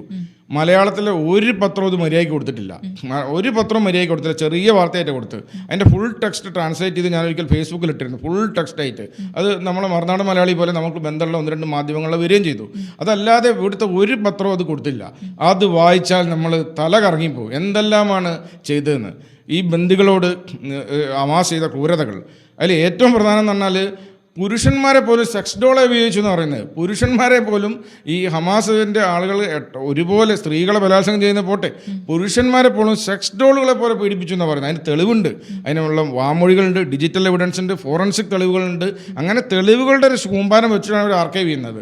എന്നിട്ട് ഹമാസ് ചെയ്ത ഏറ്റവും വലിയ പണി, ഒരു കുടുംബത്തിലെ ബന്ധുക്കളുണ്ടെങ്കിൽ ആ ബന്ധുക്കളോട് പരസ്യമായി സെക്സിൽ ഏർപ്പെടാൻ അടിച്ച് നിർബന്ധിക്കുക. എന്നിട്ടത് അതിൻ്റെ ക്യാമറയിൽ ഷൂട്ട് ചെയ്ത് വെച്ചിട്ട് അത് കാണിക്കുക. അതൊക്കെ എന്താ വെച്ചാൽ തലമുറകളെ തന്നെ തകർത്ത് കളയാൻ വേണ്ടിയിട്ട് അവർ അങ്ങനെയൊക്കെ ഉള്ള ക്രൂരതകൾ. ഒരു മനുഷ്യനോട് എന്തെല്ലാം ക്രൂരതകൾ ചെയ്യാൻ പറ്റുമോ, പട്ടിണിക്കിടുക, ഇങ്ങനെയൊക്കെയുള്ള പലതും. അതേപോലെ ആ സ്ത്രീകളെ ഒക്ടോബർ 7 സ്ത്രീകളെയൊക്കെ ബലാത്സംഗം ചെയ്ത കഥകളൊക്കെ നമ്മൾ കണ്ടാൽ നടുങ്ങിപ്പോവും. എന്തെല്ലാമാണ് ചെയ്തു കൂട്ടിയത്, ഏത് രീതിയിലുള്ള ക്രൂരതയാണ് നടത്തി കൂട്ടിയത്. അപ്പോൾ ഇങ്ങനെയൊക്കെ ചെയ്യാം. അതിലും ഭയങ്കര രസം, ഹമാസിൻ്റെ പലരും ലഹരി ഉപയോഗിക്കുന്നവരാണ്. അപ്പോൾ ഇസ്ലാം ഹറാമാക്കപ്പെട്ടൊരു സാധനമാണല്ലോ ലഹരി. ഇവർ നന്നായിട്ട് മയക്കുമരുന്ന് ഉപയോഗിക്കുന്ന ആളുകളാണ്. ഈ മയക്കുമരുന്ന് ഉപയോഗിച്ചിട്ടാണ് ഇവർ ചെയ്യുന്നത്. പലരെ ഈ ഒക്ടോബർ 7 ആക്രമണത്തിൽ നിന്ന് പിടിക്കപ്പെട്ട പല ആളുകൾക്കും ഈ ടെസ്റ്റിൽ പോസിറ്റീവായിരുന്നു. അവരൊക്കെ മയക്കുമരുന്ന് പരിശോധനയിൽ പോസിറ്റീവായിരുന്നു. ഇനി ഒക്ടോബർ 7 ഇസ്രായേലിനെ നടുക്കിക്കളഞ്ഞൊരു കാര്യം അതൊന്നല്ലായിരുന്നു. ഇവിടെയാണ് ഞാൻ മതത്തിൻ്റെ കളി വീണ്ടും പറയുന്നത്. ഇസ്രായേൽ ഏറ്റവും നടുങ്ങിപ്പോയത് ഈ സംഭവത്തിലല്ല. അവർ അയൺ ഡോം വർക്ക് ചെയ്യാഞ്ഞിട്ടുണ്ട്. അയൺ ഡോം വർക്ക് ചെയ്യാഞ്ഞല്ല, അയൺ ഡോം ആയിരക്കണക്കിന് സാധനങ്ങൾ വരുമ്പോൾ അയൺ ഡോം നിശ്ചലാവും. അതാണ് അയൺ ഡോമിൻ്റെ ടെക്നിക്ക്. അപ്പോൾ അത്രയും ആയുധം ഗാസയിലുണ്ട്. ഈ തുറന്ന ജയിലെന്ന് പറയുന്ന വെള്ളവും വെളിച്ചവും ഇല്ലാതെ ഗർഭിണികളും കുട്ടികളും നിരന്തരം മരിക്കുന്നു എന്ന് നമ്മുടെ സാംസ്കാരിക നായകർ പേര് വായിച്ച് ഈ കരയുന്ന ഡോക്ടർ ആവേണ്ട കുട്ടി മരിച്ചു, എഞ്ചിനീയർ ആവേണ്ട കുട്ടി പറയുന്നത് ഗാസയിൽ നിന്ന് ഇത്രയധികം റോക്കറ്റുകൾ എങ്ങനെ വന്നു. അങ്ങനെ അവർ കയറിയതല്ല ഇസ്രായേലിനെ ശരിക്കും തകർത്ത് കളഞ്ഞത്. അവരെ തകർത്ത കാര്യം എന്ന് പറയുന്നത് ഇതിന് കൂട്ടുനിന്നവർ ഇസ്രായേൽ പാലൂട്ടി വളർത്തിയ ആളുകളായിരുന്നു. അതായത് ഗസയിൽ വളരെ ശമ്പളം കുറവാണ്. ഇസ്രായേൽ ഒരു മണിക്കൂർ പണിയെടുത്താൽ പോലും ഇന്ത്യൻ രൂപ 3000 രൂപ കിട്ടും. അപ്പോൾ അതിനേക്കാൾ കൂടിയിട്ടുണ്ടാവും. അപ്പോൾ നല്ല പൈസ ഒരു മണിക്കൂർ പോലും ഇസ്രായേൽ ജോലി ചെയ്താൽ കിട്ടും. അതുകൊണ്ടാണ് ഇവിടുന്ന് കൃഷി പഠിക്കാനൊക്കെ പോയ മലയാളികൾക്ക് ഓടിക്കളയുന്ന അവസ്ഥയല്ലേ. എങ്ങനെയെങ്കിലും അവിടെ അഭയാർത്ഥിയായിട്ട് എങ്ങനെയെങ്കിലും അവിടെ ജീവിച്ചാൽ നല്ല പൈസയാണ് ഇസ്രായേലിൽ. അപ്പോൾ ഈ ഗാസയിൽ നിന്ന് ഡെയിലി കുറേ ആളുകൾ ഈ ഇസ്രായേൽ വീട്ടുവേലയ്ക്കും മറ്റു പണിക്കായിട്ട് വരും. ഇസ്രായേലിന് താൽക്കാലിക വിസ കൊടുത്തു. അങ്ങനെ ഒരു ദിവസം 1000-2000 പേര് അതിർത്തി കടന്ന് ഇങ്ങനെ വരും. അപ്പോൾ ഇസ്രായേൽ 2 കാര്യമുണ്ട്. ജോലി തന്നു വരുമാനം വരുമ്പോൾ ഒരു സ്നേഹബന്ധമാവുമല്ലോ. ഇപ്പോൾ ജൂതനും മുസ്ലിമും തമ്മിലുള്ള ഒരു കെമിസ്ട്രി അതോടെ വർക്കൗട്ടാവും. പിന്നെ മാത്രമല്ല ഇവരെ വീട്ടിലാണ് ജോലി ചെയ്യുന്നത്. അതുകൊണ്ട് അവരും ഇവരും തമ്മിൽ സിങ്ക് വരും. അങ്ങനെ കൾച്ചറൽ എക്സ്ചേഞ്ച് വരും. മനുഷ്യന്മാർ തമ്മിൽ അകന്ന് നിൽക്കുന്നില്ലല്ലോ. അങ്ങനെ വിചാരിച്ചാണ് ഈ പാസ് കൊടുത്തത്. ഇവരെന്നിട്ട് എന്താ പണി അറിയോ? ഹമാസിന് ഈ വഴി മുഴുവൻ കാണിച്ചു കൊടുത്തത് ഈ പറയുന്ന ഇങ്ങനെ ഇസ്രായേൽ പാലൂട്ട് വളർത്തിയ ആളുകളാണ്. ഗാസയിൽ നിന്ന് വന്ന ഈ ആളുകളാണ് നേരിട്ട് ഒക്ടോബർ 7 ആക്രമണത്തിന് വഴി കാട്ടി കൊടുത്തത്. ഈ ഒക്ടോബർ 7 ആക്രമണത്തിന് പിടിക്കപ്പെട്ട 4 പേര് UN ആളുകളാണ്. ഈ UNRWA എന്ന് പറഞ്ഞ UNWRA എന്ന് പറഞ്ഞ ഒരു സംഘടന ഉണ്ടല്ലോ, അതാണല്ലോ അവിടുത്തെ ഗാസൻ ആഭ്യന്തര മന്ത്രാലയത്തൊക്കെ നിയന്ത്രിക്കുന്നത്. ആ സംഘടനയിൽപ്പെട്ട UN സംഘടനയിൽപ്പെട്ട 4 പേര് വഴികാട്ടികളായിരുന്നു.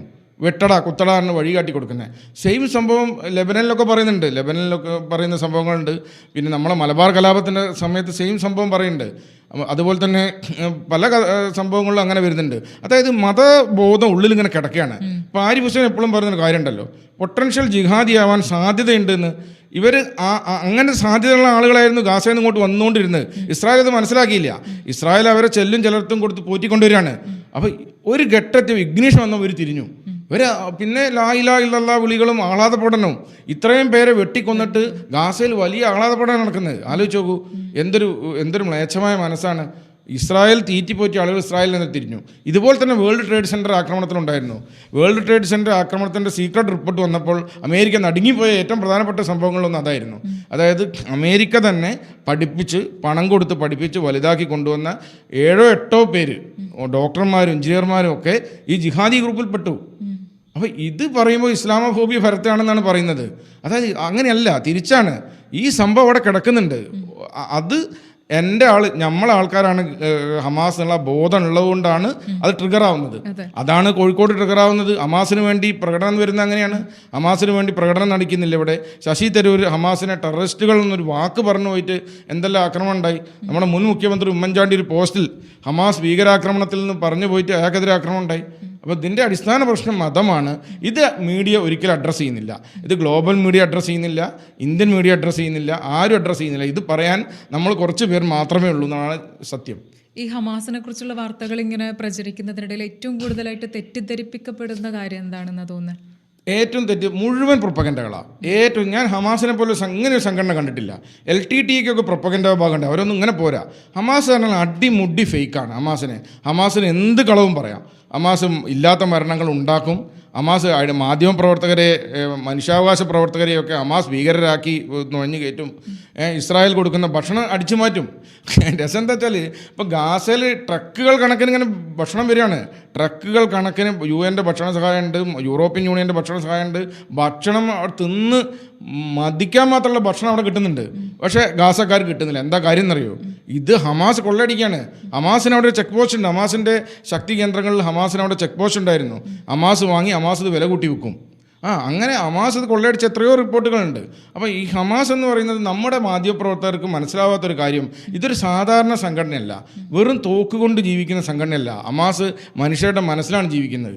അത് വ്യക്തമായി ആരിഫ് ഹുസൈൻ പറയുന്ന പോലെ പൊട്ടൻഷ്യൽ ജിഹാദത്തിൻ്റെ ട്രിഗറാണ് ഹമാസ് എന്ന് പറയുന്നത്. ഒരു മനുഷ്യൻ എപ്പോഴാണ് ഹമാസ് ആവുക നമുക്ക് പറയാൻ പറ്റില്ല. അതായത് പണ്ട് ബേനസീർ ഭൂട്ടോ പാകിസ്ഥാനിലേക്ക് തിരിച്ചു വന്നൊരു കഥ ഉണ്ട്. അപ്പം ബേനസീർ ഭൂട്ടോ ഒരു ചെറിയ കുട്ടി അവിടെ ഇരിക്കുന്നുണ്ട്, ഒരു കൊച്ചുകുട്ടി. ആ കൊച്ചുകുട്ടീനെ ഇങ്ങനെ ഒന്ന് ആലിംഗനം ചെയ്യാൻ വേണ്ടി ബേനസീർ ഭൂട്ടോ പോയപ്പോഴാണ് ആരോ പിടിച്ചു മാറ്റിയതും ആ കുട്ടി പൊട്ടിത്തെറിച്ചതും. 2-3 മാസം പ്രായമുള്ളൊരു കുട്ടിയെയാണ് ബെൽറ്റ് ബോംബായി പോകുന്നത്. ഇതുപോലെയാണ് ഹമാസ് ചെയ്യുന്നത്. ആ മദ്രസകളിലും ഫുള്ള് ഹമാസ് കുട്ടിപ്പട്ടാളുണ്ട് ഹമാസിന്. 12-13 വയസ്സായ കുട്ടികളുടെ കയ്യിൽ ഗണ്ണ് കൊടുക്കുകയാണ്. അവിടുന്ന് രക്ഷപ്പെട്ടു പോയൊരു അനുഭവങ്ങളുണ്ട്. അവരെ മതം പഠിപ്പിക്കുന്നു, ജൂതനെ പഠിപ്പിക്കുന്നു, എന്നിട്ട് ജൂതനെ കല്ലെറിയണമെന്ന് പഠിപ്പിക്കുന്നു. എന്നിട്ടാണ് നമ്മുടെ KN കുഞ്ഞുമുഹമ്മദും സുരാജൊക്കെ പറയുന്നത് കേട്ടാൽ നമ്മൾ അത്ഭുതപ്പെട്ടു. അതായത് അവരങ്ങനെയാണ്, അവർ എന്ത് തെറ്റ് ചെയ്താലും അവരോട് പൊറുക്കണം എന്നൊക്കെ. ഇത് ഹമാസ് അടിച്ചേൽപ്പിക്കുന്ന സാധനമാണ്. ഹമാസാണ് ഗാസയുടെ ശാപം. ഈ ഹമാസ് ഒന്ന് തീർത്ത് കിട്ടി കഴിഞ്ഞാൽ ഗാസ സിംഗപ്പൂരായി മാറും ഇസ്രായേൽ ഏടുകൊണ്ട്. ഇവർ അത് ചെയ്യുന്നില്ല. ഇവർ നിരന്തരമായി കുത്തിത്തിരിപ്പുണ്ടാക്കുന്നു, കുട്ടികളുടെ പട്ടാളത്തുണ്ടാക്കുന്നു. സൂയിസൈഡ് ബോംബ് എന്ന് പറയുന്ന ആശയം കൊണ്ടുവന്ന വേലുപ്പിള്ള പ്രഭാകരനാണ് ഇത് പഠിപ്പിച്ചു കൊടുത്തത്. പ്രഭാകരനാണ് ഹമാസ് ഇത് കണ്ടത്. പിന്നെ അവർ ആ പരിപാടിനെ തുടങ്ങി. സൂയിസൈഡ് ബോംബിങ്ങിൻ്റെ ഒരു നിരയല്ലേ. എത്ര സുരക്ഷാ സംവിധാനം ഉണ്ടെങ്കിലും ചാവാൻ തയ്യാറായി ഒരുത്തനെ ഇറങ്ങി തിരിച്ചാൽ പിന്നെ രക്ഷയില്ല എന്നുള്ളൊരു തത്വം തന്നെ ഉണ്ട്. ഹമാസ് അങ്ങനെ എത്ര ബെൽറ്റ് ബോംബുകൾ, എത്ര ചാവേർ ആക്രമണങ്ങൾ, എത്ര സ്ഫോടനങ്ങൾ. എന്നിട്ട് ഇസ്രായേൽ കോടിക്കണക്കിന് ഡോളർ ചെലവാക്കി അയൺ ഡോമും അവരുടെ രാജ്യത്തെ സെക്യൂരിറ്റി സിസ്റ്റങ്ങളും ഒക്കെ ഉണ്ടാക്കിയത് കൊണ്ടല്ലേ ഈ പിടിച്ചു നിൽക്കുന്നത്. ഇതൊന്നും പത്രങ്ങൾ തമസ്കരിക്കല്ലേ ചെയ്യുന്നത്. ഇതൊക്കെ 1 by 1 ആയിട്ട് മലയാളത്തിൽ നിങ്ങൾ ഏതെങ്കിലും പത്രത്തിൽ വായിച്ചിട്ടുണ്ടോ? മാതൃഭൂമിയിൽ നമ്മൾ വായിച്ചിട്ടുണ്ടോ? മനോരമയിലുണ്ടോ? ഒന്നിലുമില്ല. ഇതാണ് ഇത് വരുന്നത്. ഇപ്പോഴാണ് വേൾഡ് മീഡിയ ഭയങ്കരമായി കൊടുക്കാൻ തുടങ്ങിയത്. ന്യൂയോർക്ക് ടൈംസ് കൊടുത്തു. ഇംഗ്ലീഷ് ദേശാഭിമാനി നമ്മൾ കളിയാക്കുന്ന ഗാർഡിയൻ പത്രം പോലും ഹമാസിൻ്റെ ക്രൂരതകളെ കൊടുത്തു.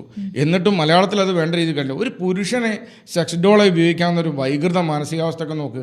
ഒന്നാന്തരം ഡ്രഗ് അഡിക്ഷനാണ് അവർ. അപ്പോൾ ഈ 2 ഡോപ്പമിൻ റിലീസോട് ഒന്നിച്ച് വരികയാണ്. അപ്പോൾ അങ്ങനത്തെ ഒരു സംഘടനയെ വെളുപ്പിക്കുന്ന ആളുകളുടെ ഒരു മാനസികാവസ്ഥ അതിഭീകരമാണ്. അത് പൊതുസമൂഹത്തിൽ എഫക്റ്റ് ചെയ്യുന്ന രീതിയും വളരെ വ്യത്യസ്തമാണല്ലേ. അതായത് നമ്മൾ ഈ ഹമാസിന്റെ നിലപാടിനെ പറ്റി പറഞ്ഞു.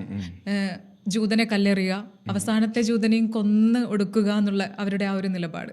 പക്ഷേ ഇപ്പോഴും ആ ഒരു ജൂതൻ്റെ ബൈബിളാണല്ലോ ഇവരുടെ റെഫറൻസ് എന്ന് പറയുന്നത്, അല്ലേ?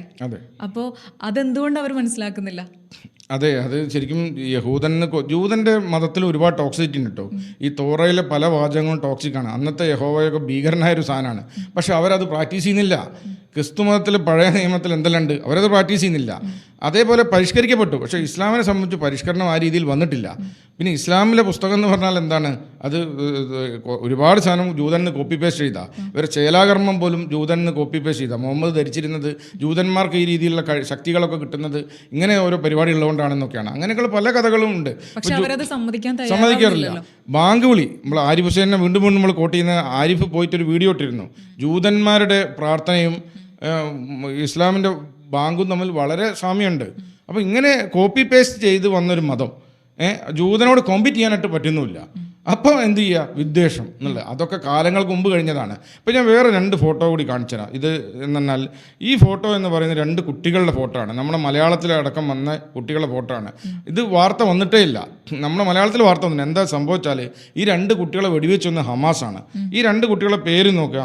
യൂസഫ് ഹസൻ അബു അജ്വ എന്നാണ് ഒരു കുട്ടി, മൂത്തവൻ. രണ്ടാമത്തെ ഒരു പേര് സയ്യിദ് ഹസൻ അബു അജ്വ. ഇവർ 2 പേരെ ഹമാസ് വെടിവെച്ച് കൊന്നാണ് ഈ 2 കുട്ടികളെ. എന്തിനാ കൊന്നതെന്നറിയോ?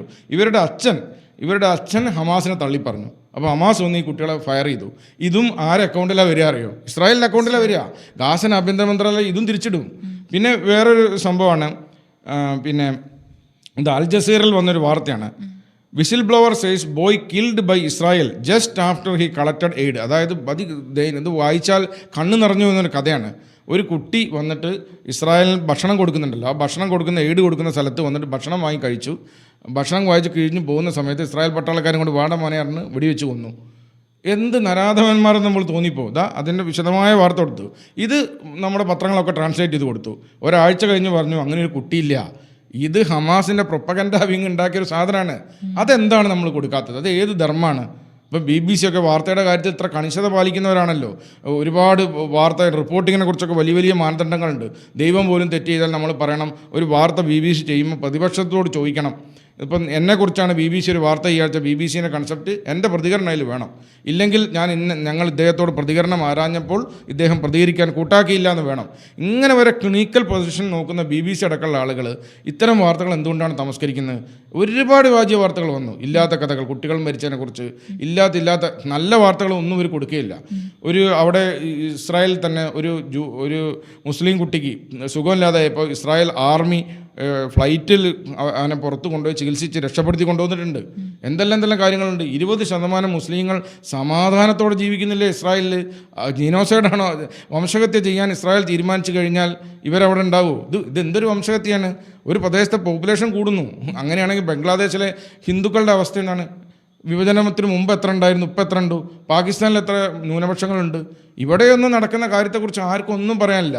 നമ്മൾ ഈ ഇടതുപക്ഷ സാംസ്കാരിക നായകർ എന്ന് പറയുന്നത് അവർ ഗാസയിൽ കുട്ടികൾ മരിക്കുമ്പോൾ മാത്രം ഡോക്ടർ ആവേണ്ട കുട്ടികൾ മരിച്ചു, അയ്യോ എഞ്ചിനീയർ ആയെന്ന് വെറുതെ മുതലക്കണ്ണീർ ഒഴുക്കാണ്. അതെന്തുകൊണ്ടാണെന്ന് വെച്ചാൽ കുട്ടികളായാലും സ്ത്രീകളായാലും ഇതുപോലെ വാർത്തകളിൽ ഇടന്നിടുമ്പോൾ അതാണ് ഏറ്റവും കൂടുതൽ ഇമോഷണലി കണക്ട് ചെയ്യാൻ പറ്റുക. അത് വോട്ടിന് വേണ്ടിയാണ്. ഇതേപോലെ സുഡാനിൽ മരിക്കുന്നില്ലേ? സുഡാനിൽ എത്ര കുട്ടികൾ മരിച്ചു? അഫ്ഗാനിസ്ഥാനിലെ കുട്ടികളുടെ കഥ നാളെ ഞാനൊരു പോസ്റ്റ് ഇട്ടിരുന്നു. ബച്ചാ ബാസി എന്ന് പറയുന്ന ഒരു വൃത്തികെട്ട ഒരു സമ്പ്രദായം അഫ്ഗാനിലുണ്ടായിരുന്നു. അപ്പോൾ തിരിച്ചു വന്നിരിക്കുകയാണ്. ആ ബച്ചാ ബാസി എന്ന് പറഞ്ഞാൽ ഈ അഫ്ഗാനിലെ സമ്പന്നരായിട്ടുള്ള യുദ്ധപ്രഭുക്കന്മാരൊക്കെ ഉണ്ട്, പ്രഭുക്കർ. ഇവരുടെ വീട്ടിലേക്ക് ഒരു ആൺകുട്ടിയെ ലൈംഗിക അടിമയാക്കി വിടുക. എന്നിട്ട് ആ കുട്ടിയെ സ്ത്രീകളുടെ ഡ്രസ്സൊക്കെ ഇട്ട് ഒരു പാർട്ടിയിൽ ഇങ്ങനെ നൃത്തം ചെയ്യിപ്പിക്കുകയോ ചെയ്യും. എന്നിട്ട് ഈ കുട്ടിയെ ലൈംഗികമായി ഉപയോഗിക്കും. എന്തൊരു വൃത്തികേടാണ് ബച്ചാബാസിന സമ്പ്രദായം. അത് ഒരുവിധം നിന്ന് വന്നായിരുന്നു. രണ്ടാമതും വന്നത് എന്താണെന്ന് വെച്ചാൽ ദാരിദ്ര്യം. ഈ ആൺകുട്ടികളെ അച്ഛന്മാർ വിറ്റിട്ട് ഭക്ഷണം കഴിക്കുക. പെൺകുട്ടികളെ വിൽക്കുന്നുണ്ട്. 13 വയസ്സിൽ കല്യാണം കഴിക്കാറുണ്ട്, പെൺകുട്ടികളെ വിൽക്കുന്നുണ്ട്. BBC ലേഖിക അവിടെ പോയി വിശദമായിട്ട് റിപ്പോർട്ട് എഴുതിയിട്ടുണ്ട്. അതിൽ ഈ കാര്യങ്ങളൊക്കെ പറയുന്നുണ്ട്.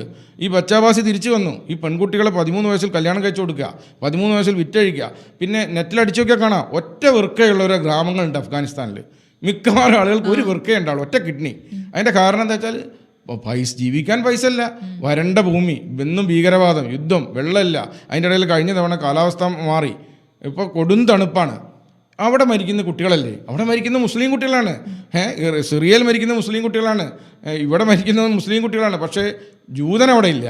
ഇതിൻ്റെ കണക്ഷൻ ശരിയാവണ ജൂതൻ കൊന്നു എന്നൊരു കഥ ഉണ്ടാക്കണം, എന്നിട്ടിത് കുത്തി വീർപ്പിക്കണം. ഈ ഇടതുപക്ഷ സാംസ്കാരിക നായകരെ പോലെ ഇത്രയും വൃത്തികെട്ട മനുഷ്യരെ, അങ്ങനെ തന്നെ ഉത്തരവാദിത്തോടെ പറയട്ടോ, ഈ അബദ്ധം പറ്റുന്നതും ബോധപൂർവം ആളുകളെ പിരികേറ്റി ലഹളയ്ക്ക് ഇറക്കുന്നതും ഭയങ്കര വ്യത്യാസമുണ്ട്. ഞാനിവരെ വൃത്തികെട്ട മനസ്സുള്ള മനുഷ്യരെന്നാണ് പറയുക.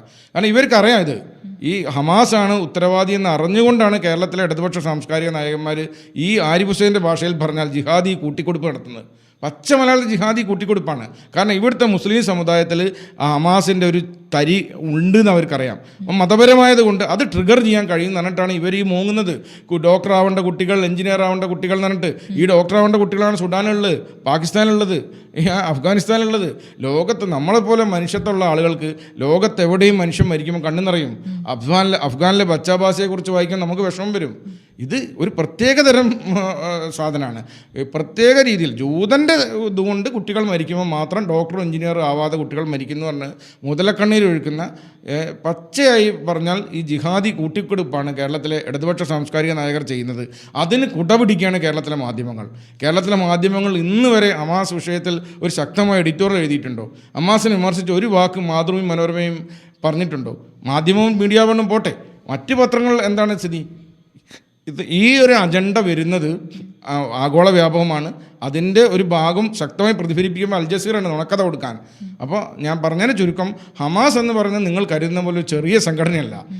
അതിനെ നമ്മൾ നേരിട്ട് ഇല്ലാതാക്കാൻ കഴിയില്ല. അത് പല രീതിയിൽ കറങ്ങിത്തിരിഞ്ഞ് വരുന്ന അതിഭീകരമായ വേരുള്ള സംഘടനയാണ്. അപ്പോൾ ഇത് ലോകത്തിൻ്റെ സമാധാനം ഇല്ലാതാക്കാണ്. അപ്പോൾ അതൊരിക്കലും ലോക മാധ്യമങ്ങൾ എഴുതുന്നില്ല എന്നുള്ളതാണ് സങ്കടകരമായ വസ്തുത. നമ്മുടെ മാധ്യമങ്ങൾ ഇനിയെങ്കിലും നിഷ്പക്ഷമായിട്ട് ചിന്തിച്ച് കാര്യങ്ങൾ വളരെ വ്യക്തതയോടെയും സത്യസന്ധമായും റിപ്പോർട്ട് ചെയ്യാനായിട്ട് ഇനിയെങ്കിലും ശീലിക്കട്ടെ. ഇങ്ങനെ സോഷ്യൽ മീഡിയയുടെ സമ്മർദ്ദം വരുമ്പോഴാണ് അവർ കുറച്ചെങ്കിലും മാറുന്നത്. ഇപ്പോൾ ശ്രീകണ്ഠൻ നായർക്കൊക്കെ പലരും ഇപ്പോൾ മെസ്സേജ് അയക്കാറുണ്ട്, സോഷ്യൽ മീഡിയേൻ്റെ ഒരു സമ്മർദ്ദം വരുന്നുണ്ട്. എന്നാലും ചില ആളുകൾ, ഡോക്ടർ അരുൺകുമാറിനെ പോലത്തെ ആളുകളൊക്കെ തന്നെ ഇങ്ങനെ കാണാറുണ്ട്. ഇവർ ഈ ഇസ്ലാമോ ലെഫ്റ്റിന് വേണ്ടി പട്ടിപ്പണി എന്ന് പറയുന്ന സാധനം എടുക്കുന്നതാണ് 24/7 വെളുപ്പിക്കുന്നത്. ആ വെളുപ്പിക്കലിൻ്റെ ഭാഗമായി ഹമാസിനെ വെളുപ്പിക്കാൻ ചില ആളുകൾക്ക് അജണ്ട ഉണ്ടാവും. അവരെ ജനം തിരിച്ചറിയുക എന്നറിയാം. ഞാൻ പറയുന്നത് മാതൃഭൂമി പോലുള്ള നിഷ്പക്ഷർ എന്ന് പറയുന്ന പത്രങ്ങൾ ഇവിടെ ഉണ്ടല്ലോ, കേരള കൗമുദി പോലെ, മാതൃഭൂമി പോലെ കുറേ പത്രങ്ങളുണ്ട്. അവരെങ്കിലും ഇതിലൊന്ന് മാറി ചിന്തിച്ചിട്ട് എന്താണ് യാഥാർത്ഥ്യം എന്നുള്ള വസ്തുതകൾ മനസ്സിലാക്കാൻ തയ്യാറായി വന്നിരുന്നെങ്കിൽ അത്രയും നന്നായിരുന്നു. നമ്മൾ ഇന്നത്തെ ചർച്ചയൊക്കെ കേരളത്തിലെ മാധ്യമങ്ങൾക്ക് മേലുള്ളൊരു സമ്മർദ്ദമായി മാറട്ടെ. ലോക മാധ്യമങ്ങൾ അങ്ങനെയാണ് മാറിയത്. BBC-ൻ്റെ അടിയിൽ കമൻസുകൾ വരുന്നു, BBC-ക്ക് വീഡിയോ ലിങ്കുകൾ വരുന്നു, ഗാർഡിയനെതിരെ ആളുകൾ ഫേസ്ബുക്ക് പോസ്റ്റ് ഇടുന്നു, പാകിസ്ഥാനിൽ പോലും ബ്ലോഗർമാർ ഹമാസിനെതിരെ തിരിയുന്നു, ഗസയിൽ തിരിയുന്നു. ഇതിൻ്റെ എല്ലാം കമൻ്റായും വരുന്നത് കൊണ്ട് ആണ് വ്യൂവേഴ്സിൻ്റെ ഒരു ഭാഗം മാറി ചിന്തിക്കുന്നു കണ്ടുകൊണ്ടാണ് ആഗോളമായി വ്യാപകമായി കഴിഞ്ഞ 5 വർഷത്തിന് ശേഷം പത്രങ്ങൾ മാറുന്നത്. അതേ സിനാരിയോ ഇവിടെ ആവർത്തിക്കുന്നു പ്രതീക്ഷിക്കാം.